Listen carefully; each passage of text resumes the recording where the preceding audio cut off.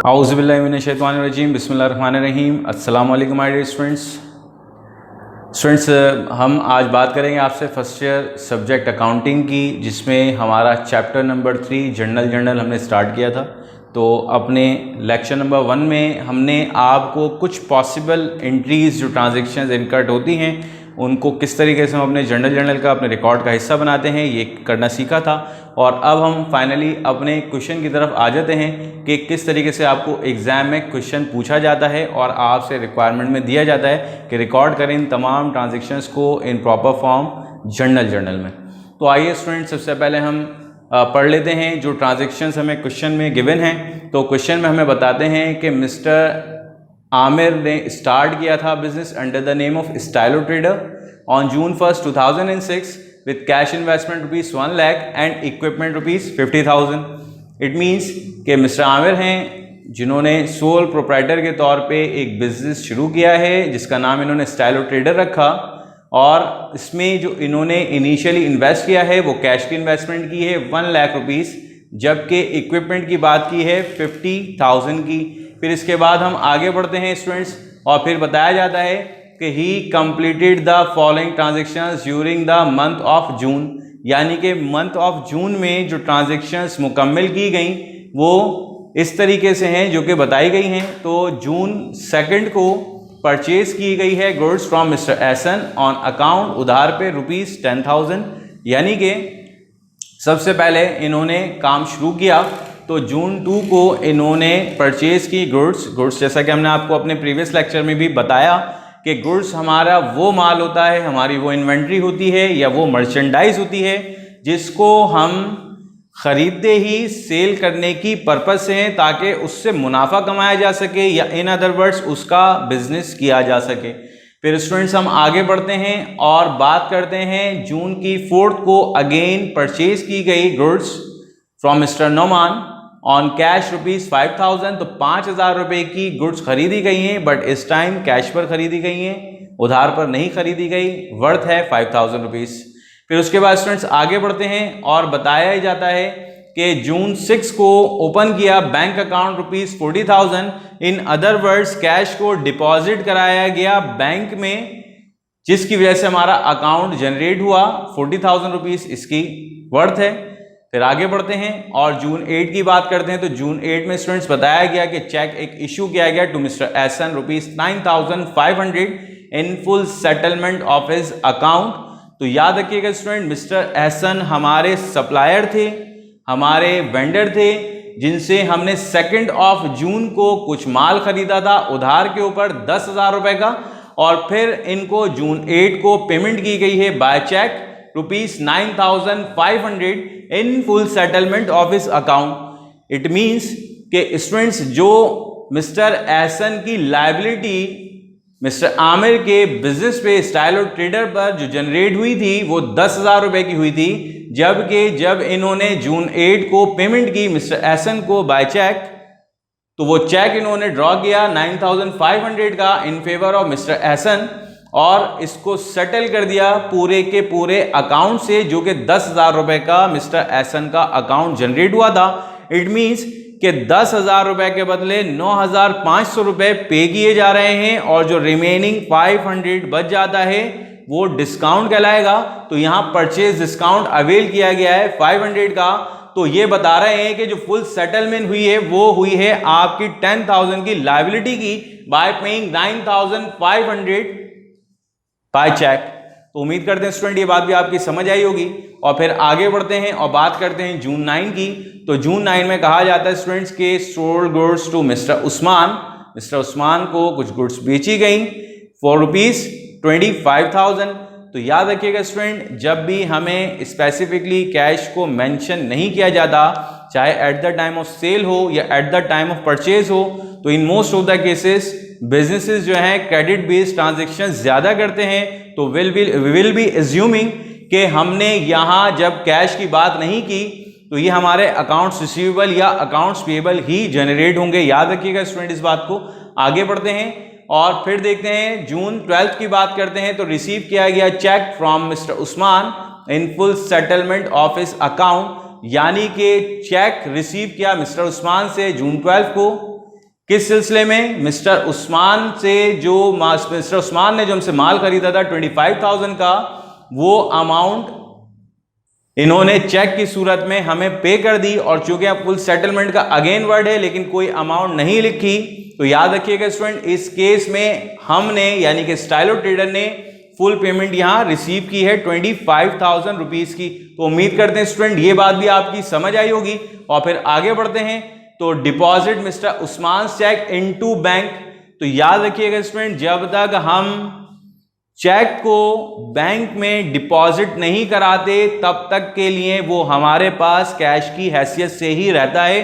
तो यहां जब हम कोई एंट्री पास करेंगे तो हम तब तक अपने बैंक को इंक्रीज नहीं कर सकते जब तक हम वो चेक जो हमने रिसीव किया अपने कस्टमर से उसको बैंक में डिपॉजिट ना करा दें। तो स्टूडेंट यहां इसी चेक को डिपॉजिट कराया जा रहा है। तो ये जो 3 एंट्रीज हैं जून 9 से लेके जून 13 तक, ये एक साथ एक सीक्वेंस के अंदर है, एक ही ट्रांजैक्शन 3 पार्ट में मुकम्मल की गई है, यानी कि खरीदो फरोख्त करने से लेकर उसकी पेमेंट की कलेक्शन और उसके बैंक में डिपॉजिट कराने तक।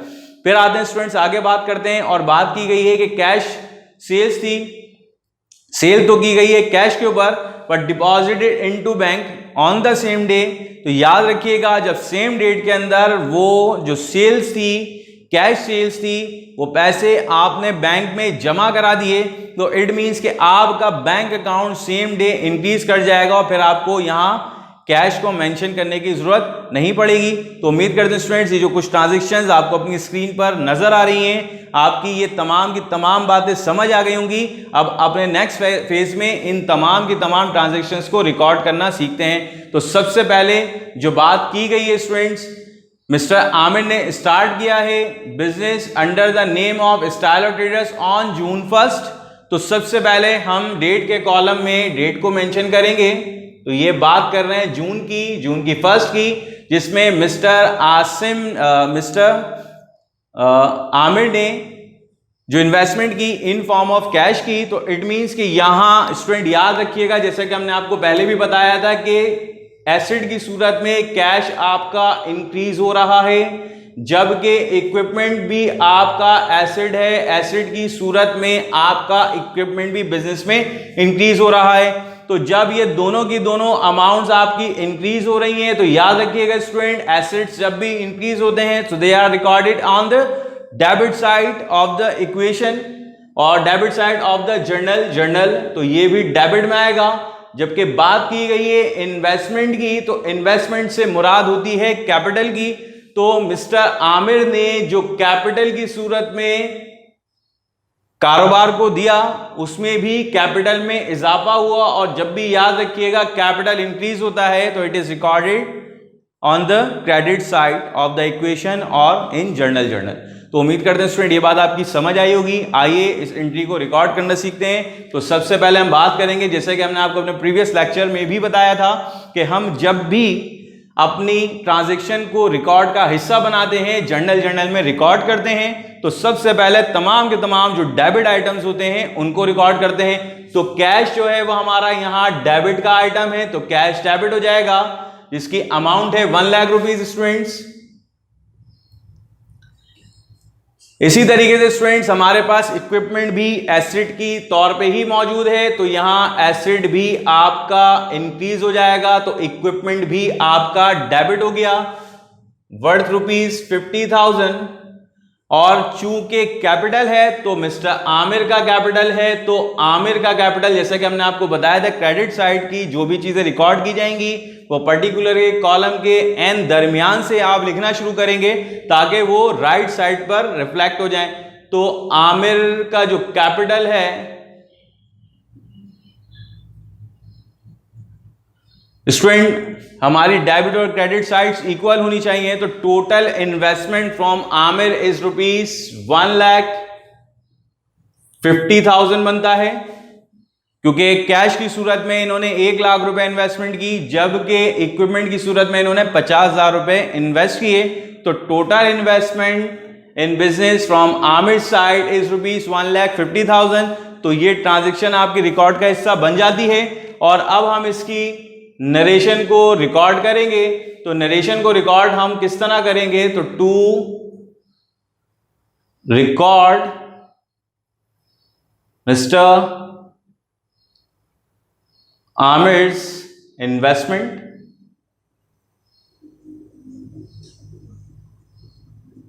चाहे तो आप इसको मजीद इनहांस कर सकते हैं, कैश और इक्विपमेंट को भी यहां डाल सकते हैं, but it is sufficient enough.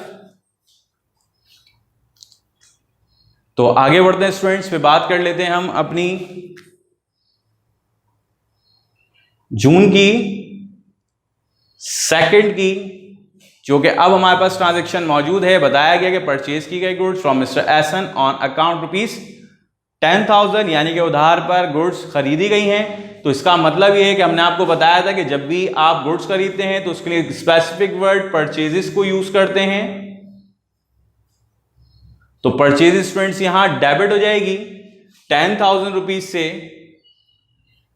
जबकि उधार पर चूंकि खरीदा गया है तो उधार की वजह से हम यहां अकाउंट्स पेबल जनरेट करेंगे स्टूडेंट्स। और ये चूंकि एहसन साहब का है ये, तो इनका नाम भी हम स्पेसिफिकली मेंशन कर देते हैं। उम्मीद करते हैं स्टूडेंट ये बात भी आपकी समझ आई होगी। और टोटल अमाउंट है ये 10,000 रुपीज, जबकि हमने यहां क्या करा, हमने यहां परचेज की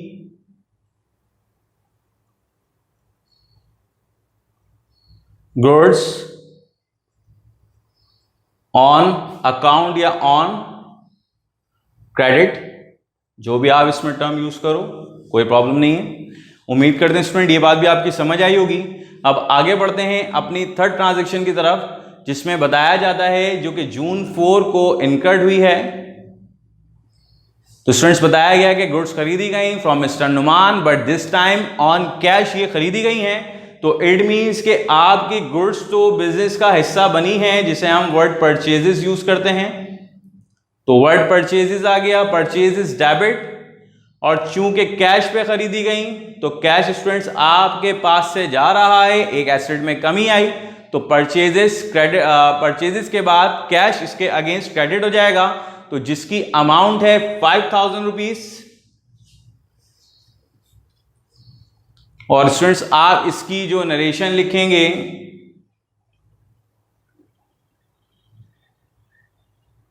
टू रिकॉर्ड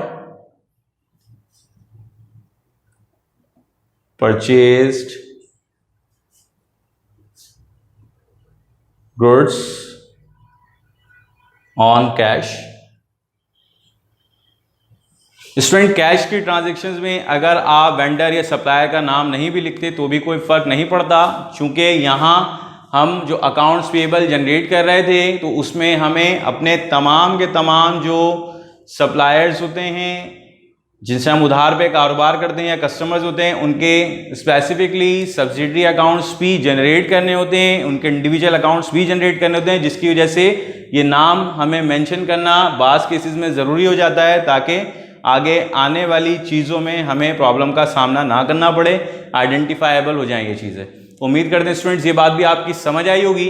अब आगे बढ़ते हैं और बात करते हैं नेक्स्ट ट्रांजैक्शन की, जो कि जून 6 को इनकर्ड हुई और बताया गया कि ओपन किया गया बैंक अकाउंट ₹40,000। तो इस केस में स्टूडेंट्स याद रखिएगा जून 6 यहां जो काम हुआ है, बैंक में पैसा जमा कराया गया है। इट मीन्स कि कैश इन हैंड आपके बिजनेस से चला गया और बैंक की सूरत में आपका दूसरा एसेट बढ़ गया, उसमें इजाफा हो गया।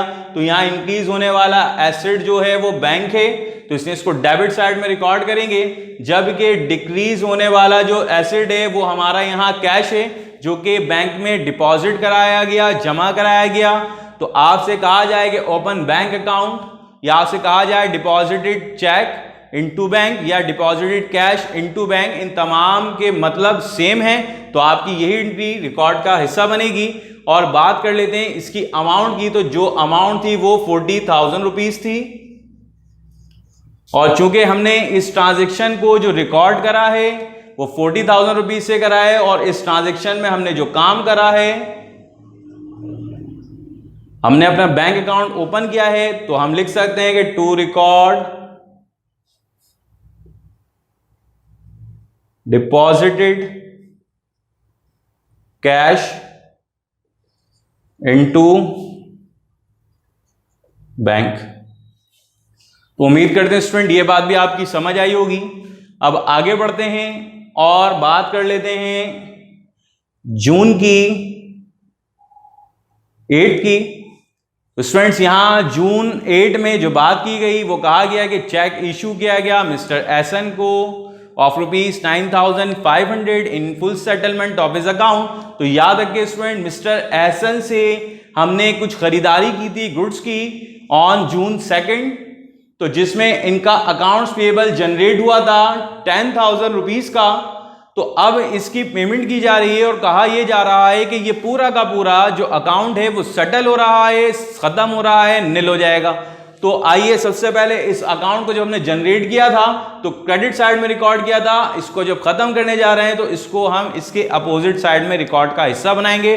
तो इट मींस कि अकाउंट्स पेबल जब जनरेट हुआ तो क्रेडिट साइड में रिकॉर्ड हुआ, तो इसको खत्म करने के लिए हम इसको डेबिट का हिस्सा बनाएंगे। तो अकाउंट्स पेबल एसन की बात कर रहे हैं तो ये डेबिट हो जाएगा, चूंकि फुल सेटलमेंट की यहां बात कह दी गई है। तो फुल सेटलमेंट का मतलब ये है कि पूरी की पूरी लायबिलिटी यहां हम पे ऑफ करने जा रहे हैं, जिसकी अमाउंट थी 10,000 रुपीज। उम्मीद करते हैं स्टूडेंट ये बात आपकी समझ आई होगी। अब आगे बढ़ते हैं। चूंकि चेक इशू किया गया है मिस्टर एसन को ₹9,500 का, चूंकि चेक की बात हो रही है तो इट मींस कि आपकी जो पेमेंट हो रही है वो आपके बैंक से हो रही है। तो इस सूरत में बैंक के तौर पे जो आपका एसेट मौजूद है उसमें कमी वाक़ई होगी, और हमें चूंकि पता है कि जब भी एसेट्स में कमी वाक़ई होती है तो उसे हम क्रेडिट साइड में रिकॉर्ड का हिस्सा बनाते हैं। तो आप यहाँ स्टूडेंट्स एक लाइन छोड़ दीजिए ताकि हम डिस्काउंट को आइडेंटिफाई करके वहां डिस्काउंट को लिखेंगे, और इस सूरत में हम बैंक को क्रेडिट करने जा रहे हैं। तो बैंक आपका कम हो रहा है, बैंक क्रेडिट हो जाएगा। तो बैंक की जो अमाउंट कम हुई है वो 9,500 का चेक दिया गया है, तो बैंक से पैसे भी 9,500 ही जाएंगे, जबकि दोनों साइड्स आपकी डेबिट और क्रेडिट बराबर होनी चाहिए। तो ट्रांजैक्शन की दोनों साइड्स बराबर नहीं है, इट मींस यहाँ 500 का डिफरेंस है। तो छोटी साइड में वो आप डिफरेंस लिख दें जो कि 500 रुपीज बनता है। तो आपकी क्रेडिट साइड छोटी थी, आपने इसको इक्वल करने के लिए जो डिफरेंशियल अमाउंट थी वो आपने छोटी साइड में डाल दी, तो दोनों ट्रांजैक्शंस बराबर हो जाती हैं। अब चूंकि हमने ये जो डिस्काउंट लिया है वो हमने on the basis of purchase avail किया, तो इसीलिए इसको हम परचेज डिस्काउंट कहते हैं। तो स्टूडेंट्स परचेज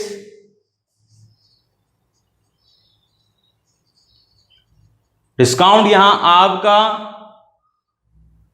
क्रेडिट हो जाता है, और अब आप इसकी नरेशन लिख सकते हैं टू रिकॉर्ड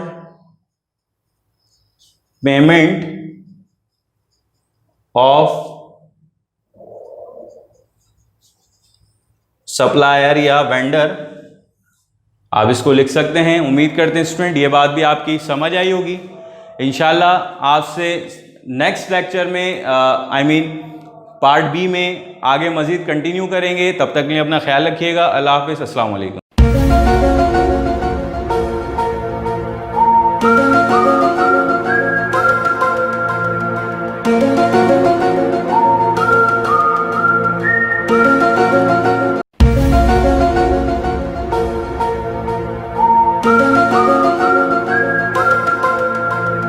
Thank you.